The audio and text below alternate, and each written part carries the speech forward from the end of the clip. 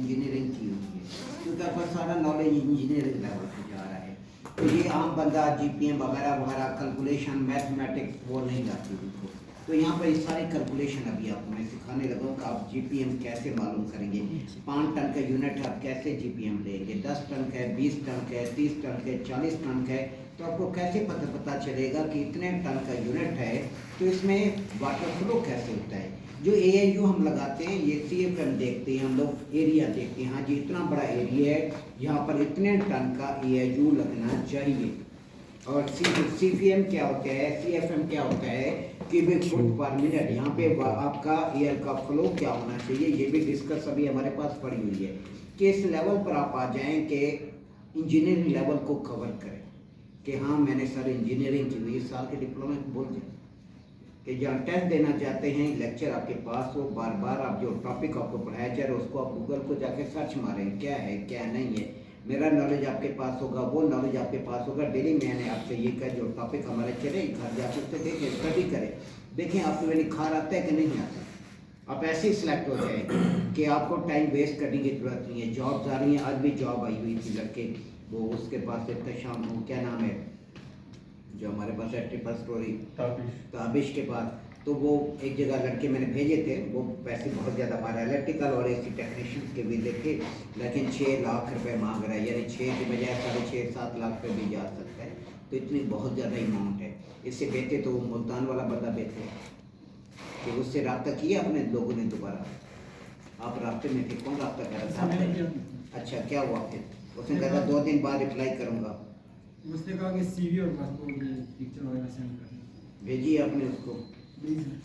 अच्छा वो किस मुल्क के वीजे है उसके पास? आपके पास आप गए हैं, आपके पास कहते हैं जी 5 टन का आपके पास एएयू है, 10 टन का एएयू है, तो यहाँ पर जीपीएम क्या होगा?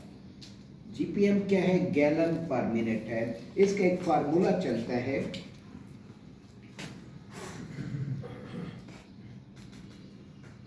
जीपीएम आगे हमारे पास बराबर है टीआर। टीआर क्या है? Ton of refrigeration.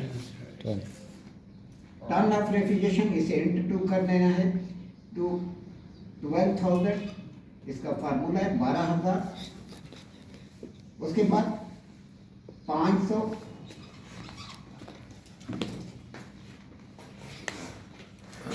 आगे हमारे पास देना है इसको डेल्टा टी।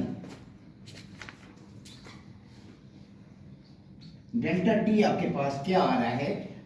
अब T R ton of refrigeration, delta T से क्या मुराद है? Temperature difference between input and output. यहाँ पे मैं दे रहा हूँ वाटर फ्लो, आपके पास क्या है? वाटर आपके पास, वाटर फ्लो इनपुट आपके पास है, यानी आप कह सकते हैं चील्ड वाटर सप्लाई।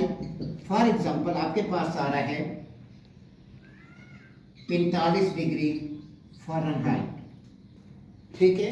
आपके पास वाटर फ्लो यहाँ पर दोबारा जा रहा है चील्ड वाटर रिटर्न, ठीक है, 55 डिग्री फ़ारेनहाइट। अब यहाँ पर आपके पास डेल्टा टी क्या आ गया? डेल्टा टी आपके पास आया 10 degree Fahrenheit. Delta T temperature difference आपके पास क्या है? 10 डिग्री फ़ारेनहाइट आ गया। अब आपके पास इनपुट आउटपुट आ गया आपके पास। अब हमें आगे इसको क्या करना है, किस तरीके से अभी हम इसको निपटाएंगे कि अब आगे हम जाएंगे जीपीएम। जीपीएम आपके पास क्या आया है? अब P R inter to 12,000 500 multiply by delta T या इंटर टू। अब इसे हम यहाँ पर सिंप्लीफाई कर देते हैं, मुख्तसर हम इसे कर देंगे। जब मुख्तसर हम इसे करते हैं तो आपके पास क्या आएगा? 12,000 डिवाइड बाई 5,000 करें, 500 करें, क्या आता है आपके पास? जीपीएम बराबर है 60,000 डिवाइड करना है। अच्छा डिवाइड करना GPM T R inter to 24 तकरीबन 24 ओवर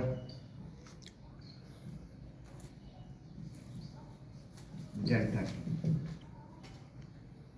ठीक हो गया। अब हमारे पास कैपेसिटी है, फॉर एग्जांपल 5 टन का ये है, 6 टन का है, 10 टन का है। 5 टन से हम स्टार्ट करते हैं, आगे 10 टन 20 टन आगे हम जाते हैं फिर आगे। अब बाई फर्ज आपके पास है जीपीएम बराबर है T R, ton of refrigeration, यानी कितने टन का वो यूनिट है, इंटर टू क्या आएगा हमारे पास 24 बटा डेल्टा टी। डेल्टा टी क्या आया हमारे पास 10 है। अब इसे जरब दें और डिवाइड बाई 10 करें,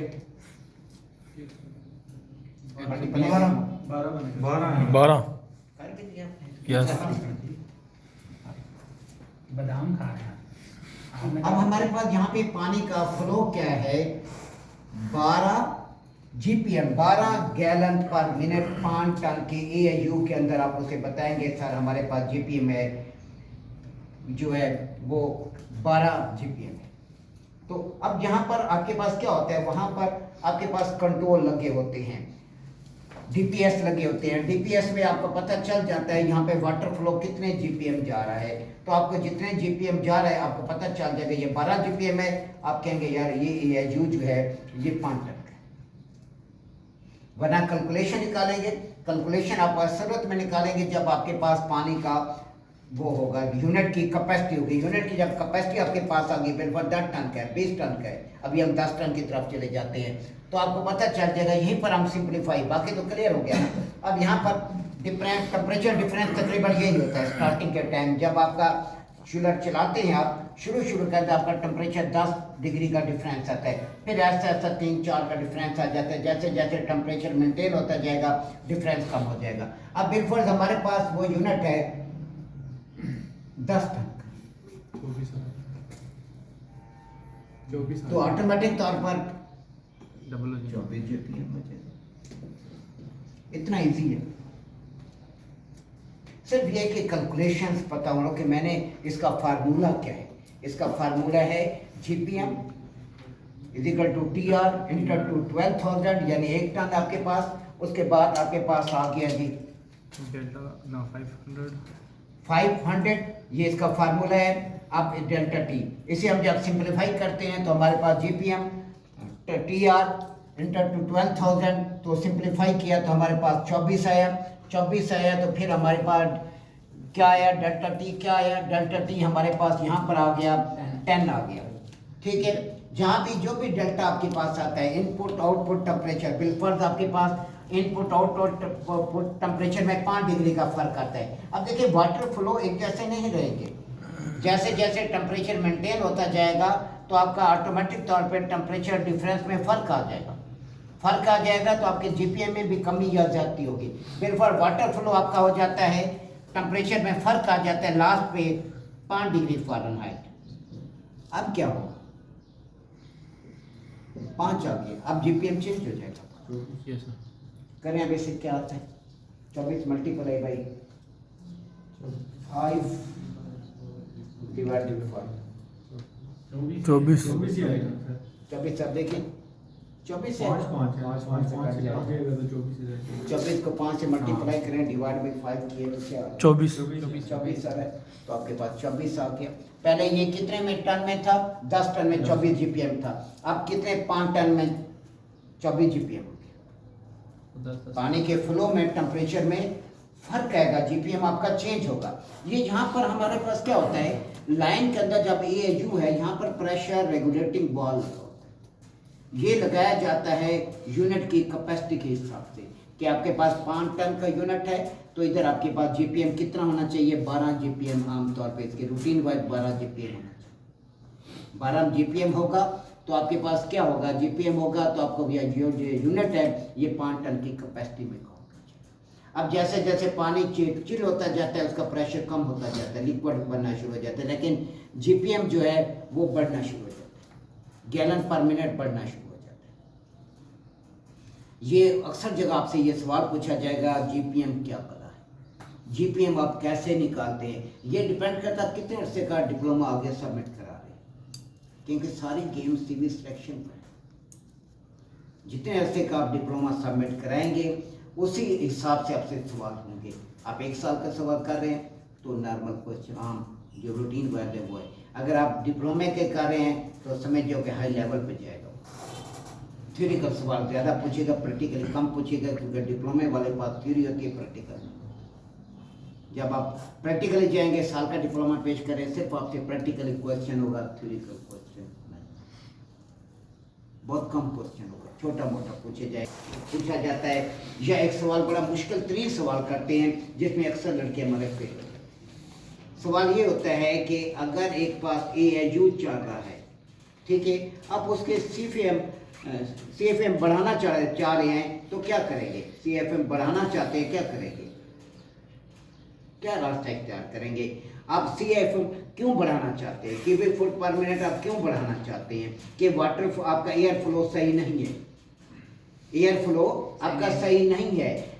आप कहते हैं मेरे CFM बढ़ेंगे तो मेरा बात बनेगी, क्यूबिक फुट पर में एयर फ्लो बढ़ेगी तो मेरी वहाँ पर जो है प्रॉपर हवा पहुँचेगी। अब आपके पास क्या है, आप क्या रास्ता इख्तियार करेंगे कि आपके CFM बढ़ जाए? अब हमारे पास इसके अंदर बेहतरीन जो रास्ता होता है, सबसे इजी तरीन वे होता है, हम क्या करते हैं, जो मोटर की हमारी जो बिलोर साइड पे जो पुली लगी हुई है उसको हम बढ़ा देते हैं। पुली का जो साइज है वो बढ़ जाएगा, ऑटोमेटिक तौर पे आपके बिलोर के RPM बढ़ जाए। जब बिलोर के RPM बढ़ेंगे तो आपके ऑटोमेटिक तौर पर आपका CFM बढ़ जाए। समझ आई मेरी बात की? जब आप पुली बढ़ाएंगे, साफ ज़रा उसके राउंड बड़े हो, चक्कर बड़े होंगे तो आपका वो राउंड ज़्यादा करेगी, तो जिसकी वजह से वहाँ पर आपका जो फ्लो है वो बढ़ जाए।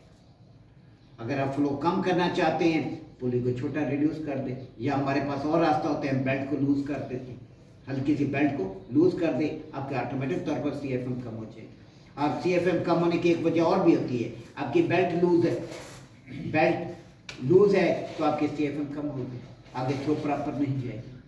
आगे हम कैलकुलेशन आगे करेंगे CFM कैसे निकालते हैं। मुश्किल इतने मुश्किल लेवल पे आपको लाना नहीं चाहिए, क्योंकि लेकिन ये इस वजह से हम कोशिश कर रहे हैं कि आगे जो है आप किसी सवाल करें, हम उनके साथ मिल जाते हैं, वो कैसे GPM निकाल रहे होते हैं, हमें पता होता है कि हाँ जी GPM ऐसे निकालना है आपने, तो CFM निकाल रहे होते हैं। CFM निकालने के लिए क्या चीज़ इस्तेमाल की जाती है? CFM मालूम करने के लिए अनेमोमीटर इस्तेमाल किया जाता है। अनेमोमीटर ये आगे आएगा। अनेमोमीटर क्या होता है? एक फैन वायर होती है, ये बल्कि लगा हुआ ये सामने लगा हुआ, ये पंखे वाला। हाँ, इसे मुख्तलिफ जगह पे ले जाएंगे, इसको हम सेट करेंगे CFM पर मिनट, पर हावर नहीं है, पर मीटर नहीं करना, आपने इसे पर मिनट करना है, ठीक है। तो आपके पास जो भी CFM होंगे आप नोट करते जाएंगे। आपके पास चिलर का जो AAU है उसकी कैलकुलेशन हमारे सामने आ जाती है। ये चिलर इतने CFM का है, जहाँ से इतने CFM की जो है एयर फ्लो हो रही है। ये एनेमोमीटर सबसे बेस्ट है, और भी बहुत ज़्यादा है, लेकिन सबसे इजी जो वे है वो इसका यही है कि एनेमोमीटर को मुख्तलिफ जगह पे ले जाए, जहाँ भी एयर आ रही है, आपकी एयर वेलोसिटी क्या आ रही है वो आपको पता चल जाएगा। हाँ जी ये वेलोसिटी है, आप टोटल काउंट कर लेंगे, फिर आपके पास ये बड़ी लंबी चौड़ी कैलकुलेशन है। पर इस कैलकुलेशन को काउंट करें, अगर एक यूनिट आपके पास है, बिल फर्ज आपका जो AAU है वो 25 टन है, तो कैसे पता चलेगा इसके GPM कितने? 25 टन के तो इसको टेम्परेचर डिफरेंस जो है वो आपका 10 से चल रहा है, डेल्टा T आपका 10 चल रहा है, तो इसको मल्टीप्लाई करो, ये 12,025 से तरफ देना। तो 25 अब इसे सिंपलीफाई किया आपने तो आपके पास यहाँ पे 25 आ गया। Yes, sir. 25 ये 10 आ गया। 10 आ गया।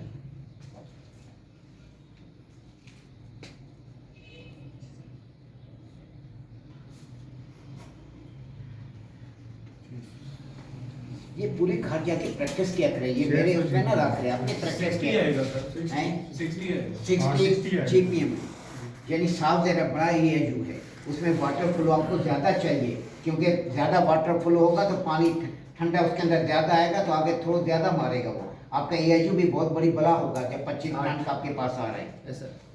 जी सर इसमें 60 होगा GPM। ये हमारा जीपीएम मालूम करने का फार्मूला है जी, ना। जी। तो टर्न ऑफ रेफ्रिजरेशन जो है इसको कैसे आपको कैसे पता चलेगा ये जो आपका है ये कितने टन का है, ये इसका भी कोई फार्मूला इसके भी कैलकुलेशन है। इसके एरिया दिया जाता है कि आपके पास इतना बड़ा एरिया है, उसके स्क्वायर फुट निकाल कर फिर हमें पता चलता है कि ये इतने स्क्वायर फुट का एरिया है, यहाँ पर इतने टन का EIU लगना चाहिए और यहाँ पर एयर फ्लो जो है इतने CFM होनी चाहिए। ये भी कैलकुलेशन इस तरफ कहेंगे तो इस तरफ भी मूव कर लेंगे। मेरे पास फार्मूले काफ़ी सारे लिखे हुए, मुझे देखने पड़ते हैं कि फार्मूला मेरा बुक्स उसकी हालत नहीं, वो देखने के काबिल ही नहीं रहेगी, गल गई है पूरी। पर कल मैं बता रहा, ये मेरे सामने एक नाम आया DPS, क्या है? Differential pressure switch. एक यहाँ पर एक चीज़ और देते हैं DPT, ये क्या बता है? DPT क्या बता है?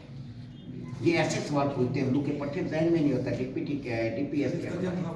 DBS का डिफरेंस से डिफरेंशियल के दोनों के अंदर डिफरेंस क्या आ रहा है? Pressure switch, differential pressure switch. अब DPT डिफरेंशियल प्रेशर ट्रांसमीटर,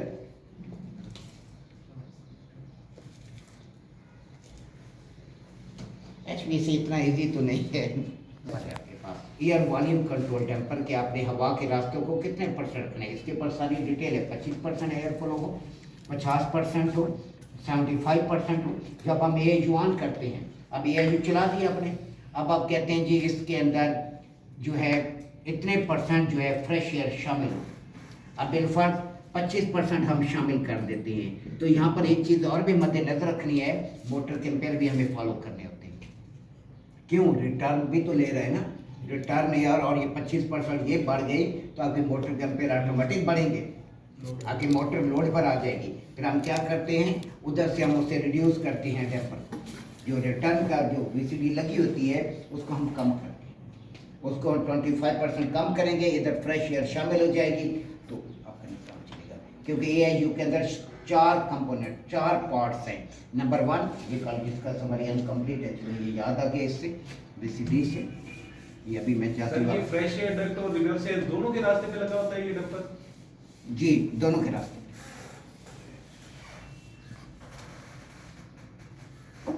अब जो हमारे पास सप्लाई होती है, सप्लाई के अंदर हमारे पास फायर डैम्पर भी लगा होता है।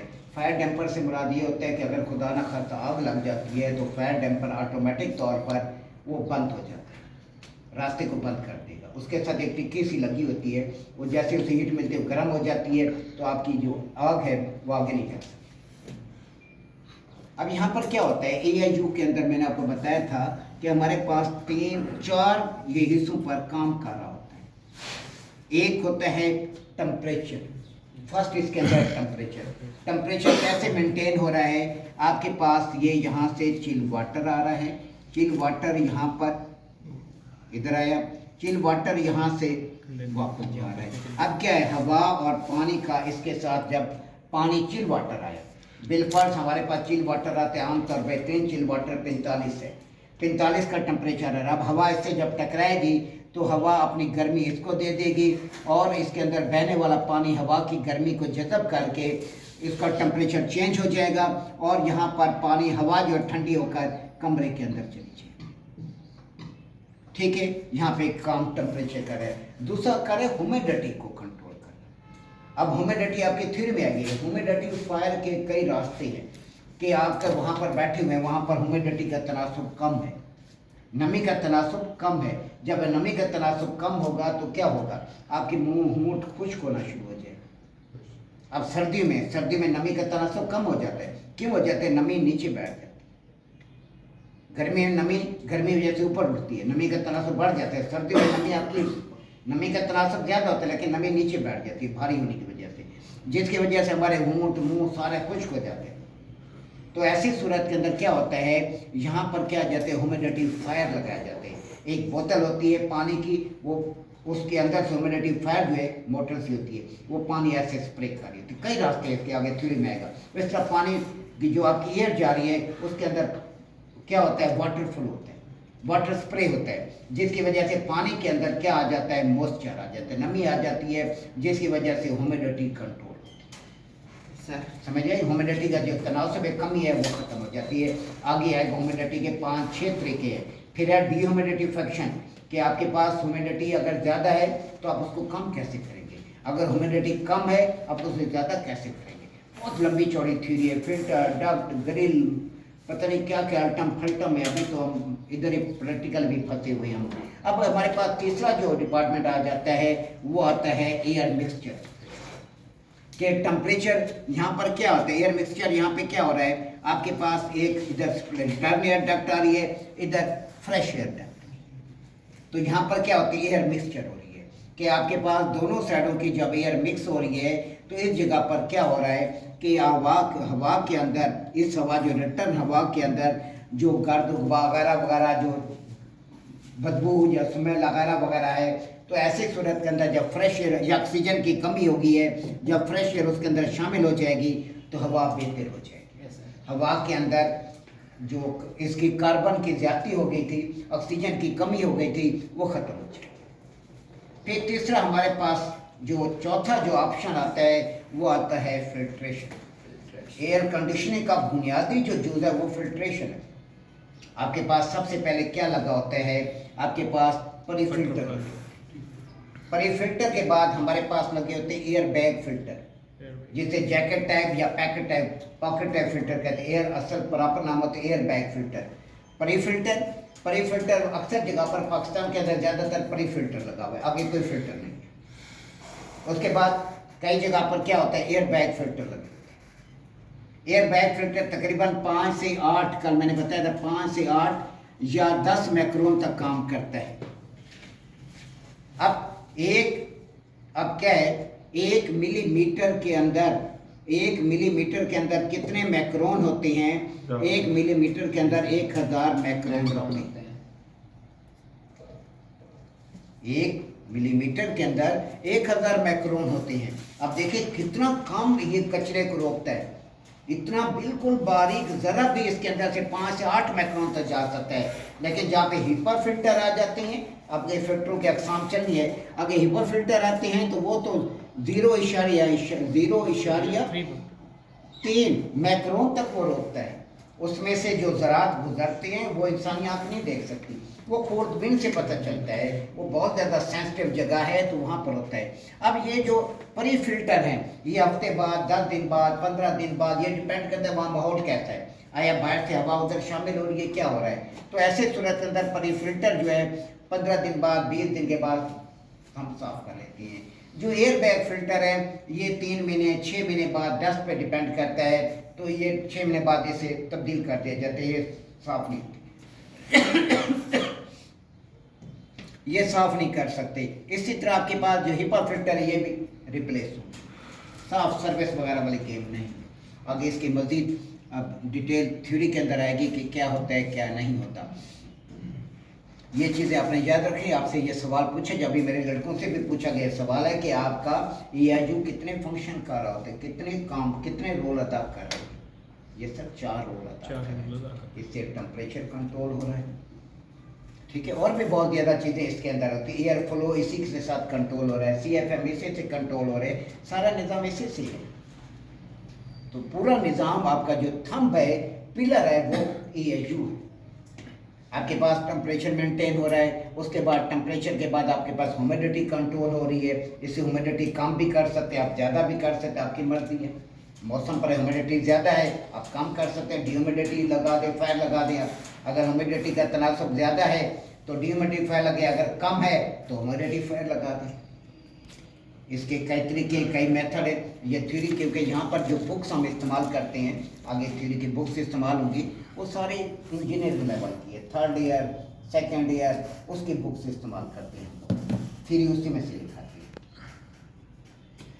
तो तीसरा जो ऑप्शन है एयर मिक्सचर है। यहाँ पर आपके पास एयर मिक्सचर होता है कि फ्रेश एयर, अगर हवा के अंदर कार्बन की मिकदार ज़्यादा होगी, क्योंकि एक जगह पर बैठा हुआ इंसान ऑक्सीजन को जज़ब करता है, कार्बन डाइऑक्साइड खारिज करता है, दूसरा और भी बदबू स्मेल वगैरह होती है। तो जब फ्रेश एयर इसके अंदर शामिल हो जाती है तो क्या होता है, ऑक्सीजन की मिकदार बढ़ जाती है और ह्यूमिडिटी के अंदर जो कार्बन की मिकदार ज़्यादा है वो कम हो जाती है। तो चौथा हमारे पास जो लास्ट पहला जो सबसे इम्पोर्टेंट जो फंक्शन है जिसके अंदर सबसे पहले हवा दाखिल होती है वो फिल्टर है। आपके रिटर्न एयर, फ्रेश एयर पहले आपकी फिल्टर में दाखिल होगी। फिल्टर कौन सा फिल्टर होगा? Pre filter. Pre filter aluminium का बना होता है, जालीदार होता है। ये जब आप विजिट करेंगे वहाँ पे नजर आए प्री फिल्टर लगा होगा। प्री फिल्टर के बाद हमारे पास अगर दूसरा फिल्टर लगा हुआ है तो ज़्यादातर जो है एयर बैग फिल्टर होता है। ये कितने मैक्रोन का है तो इतने लेवल पर नहीं जाएंगे। अगर इतने मैक्रोन इतने लेवल पे जा रहे हैं इसका मतलब आपसे बहुत ज़्यादा टफ सवाल कर रहे हैं। जीपीएम के बारे में जा रहे हैं इसका मतलब बहुत मुश्किल सवाल कर रहा है। आपको इंजीनियरिंग लेवल पर ले आया है, आपको इंजीनियर लेवल पे लाना नहीं चाहिए उसको। अगर ला रहे हैं तो इसका मतलब कोई इंजीनियर सवाल कर रहा है, मुश्किल सवाल कर रहा है। VAV क्या है, VCD क्या है? VCD क्या है? एयर वॉल्यूम कंट्रोल डैम्पर है कि आप रिटर्न पर भी लगा सकते हैं, सप्लाई पे भी लगा सकते हैं। आप इसके रास्ते को आमतौर पे सप्लाई में हम नहीं लगाते। अगर सप्लाई में लगाएंगे तो मोटर के लोड आ जाएगा, मोटर तो जोर मारेगी, मोटर का बट्टा गोल जाएगा। आमतौर पर हम इसे रिटर्न पे देते हैं, फ्रेश एयर पर, रिटर्न एयर पर देते हैं कि हमने जितना वॉल्यूम आपने रखना है एयर इतनी आ जाए तो उस हिसाब से हम खोलेंगे। लेकिन किसी जगह पर AIU में एकदम आप डैम्पर नहीं खोल देना, हाँ जी हवा अंदर घुटन हो रही है, ये है, आप एकदम क्या करें, आप फ्रेश एयर का डैम्पर पूरा खोल दो। अब फ्रेश एयर का डैम्पर जब पूरा खोलेंगे तो आपका भट्ठा गोल हो जाएगा, मोटर बढ़ जाएगी। क्यों? मोटर के ऊपर तो बहुत ज़्यादा लोड आ गया, उसी टाइम उसके एम्पेयर बढ़ेंगे, आपके सामने एम्पेयर आ जाएंगे। जब हम खोलते हैं साथ साथ एम्पेयर भी नजर आ रही होती है। बिलफर्ज आपकी जब मोटर चाह रही है 10 HP की मोटर चाह रही है, अब 10 HP की मोटर चाह रही है तो ये कितने एम्पेयर पे चाह रही होगी? जल्दी बताओ, टाइम लगना चाहिए। 12.5 ये तो अभी मेरे को समझा के गया, अभी कुछ दिन पहले समझा। 12.5 एम्पीयर। हाँ वो देखो दुबई कुछ समझ गए बहुत हद तक कि आपकी 12 साढ़े एम्पेयर पे चाह रही है। तो आपको फौरन आपको वहाँ ये कैलकुलेशन सवाल किए जाते हैं कि जब आप उसे CV आपने देंगे सर स्टार डेल्टा ये 3 फेज वगैरह वगैरह, तो उम्मीद है ज़्यादातर जो सवाल उसने करने 3 फेज पर और कुछ नहीं करेगा।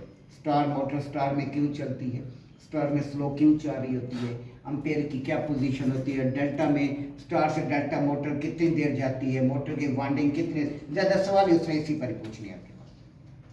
तो उसी में उसको फंसा के रखें। इतने डिटेल बताना शुरू करते हैं वो खुद का अपसेट हो जाए, उसे जहन में ना हो कि मैंने और पूछना क्या है। फिर CT आ गई, करंट ट्रांसफार्मर आ गया, तो ये चीज़ें सारी आपको बताई जा चुकी है। एक हफ्ता हमने बराबर इसके अंदर लगाया था। इस तरह आपके पास अपने फॉर्म से बताना है सर इतनी HP की मोटर जी, देर नहीं मारनी होती। जहाँ देर मारेंगे फिर आपके पास मसला पड़ जाएगा जी। अब यहाँ पर हम CFM की बात करें, आमतौर पे हमारा जो तुक्का चल रहा होता है जिसमें हम काम कर रहे हैं CFM पर कि कितना एरिया होना चाहिए, कितने स्क्वायर फुट आपके पास एरिया हो तो इतने CFM होने चाहिए। तो रूटीन वाइज जो तुक्का वाइज हमारा चल रहा होता है, एक मेथड चल रहा होता है। अगर आपके पास एरिया है 6000 से 10,000 स्क्वायर फुट, 10,000 स्क्वायर फुट है तो आमतौर पर इसके अंदर हमारा जो CFM चाह रहते हैं क्यूबिक फुट पर मिनट चाह रहे होती हैं 60 से तकरीबन 90 CFM चाह रहे थे, 90, 95, 100 CFM चाह रहे होते हैं। 60 से ऊपर होते हैं, 50 से ऊपर होते हैं। अगर आपका एरिया जहाँ से बढ़ जाता है बिल्कुल 10,000 के बजाय 15,000 स्क्वायर फुट जा रहा है 15,000 स्क्वायर फुट जा रहा है तो ऐसे सिर्फ 15 से 20,000 कर दें। 20,000 स्क्वायर फुट जा रहा है तो इसके अंदर क्या है, इसका बड़ा आसान सा रास्ता है, इसके अंदर कोई मुश्किल वे है नहीं। आप क्या करें, आप इसके अंदर 15% अबव करते जाए। अब क्या हो जाएगा 60, 65, 75 और ये कितना हो जाएगा 75 से लेकर तकरीबन 110, तकरीबन 105, 110 CFM हो गया। जितना बड़ा स्क्वायर आप इधर 2000 हो गया, 2000 से आपके पास ये 25,000 स्क्वायर फुट बहुत बड़ा हॉल आ गया। तो यहाँ पर 25,000 से 30,000 स्क्वायर फुट एरिया है तो यहाँ पर आपका क्या होगा, फिर आप बढ़ा दें इसको 15%, फिर इसको कर दें 90 तकरीबन 90 और यहाँ पर तकरीबन 120, 120-25 आपके पास CFM है। ये मैं आपको पूरा कैलकुलेशन जो है चार्ट में देख लूँगा, इसको मैं कल इसको समझा दूंगा। आप दूसरा हम 2 टॉपिक पे डिस्कस करेंगे कि AIU हम कैसे लेते हैं। कैलकुलेशन मेरे पास पड़ी है लेकिन है बहुत मुश्किल। कैलकुलेशन हम EAU लगाएंगे कैसे हम एरिया कवर्ड एरिया लेंगे।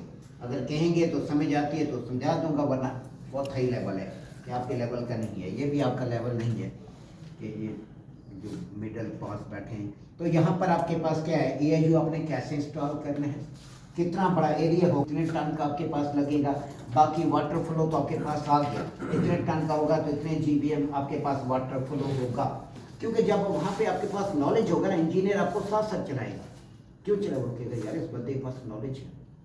जब आपके पास नॉलेज नहीं है, आप डी ग्रेड है, आपसे काम नहीं कराएंगे वो। जब आपके पास नॉलेज आप शो करेंगे, यार मेरे पास ये नॉलेज है, आप सबमिट कराते हैं, हाई लेवल का डिप्लोमा सबमिट कराते हैं, आपके पास नॉलेज है, आपको नीचे तो रखना ही नहीं है, आपको सर पर बिठा के रखेंगे। मेन टॉपिक है, इसको आप मामूली ना समझे कि आप मामूली थे, आपको यहाँ इजी लग रहा है, लेकिन जब फील्ड के अंदर काम करो तो फिर बहुत ठिकाने आ जाते हैं कि आपने कैसे आपने लगाना है, पी ट्रैप आपने कैसे बनानी है, AAU में आपने कैसे फाउंडेशन किस तरीके से बनानी है, आपने AAU लगाने कैसे है।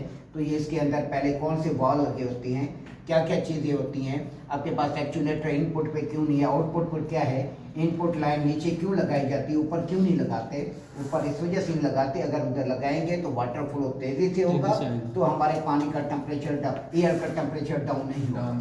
नीचे इस वजह लगाते हैं, उसको इस तरीके से बताएं कि आप फील्ड में काम कर रहे हैं, अपने पास इंजीनियरिंग जो है वो प्रॉपर है।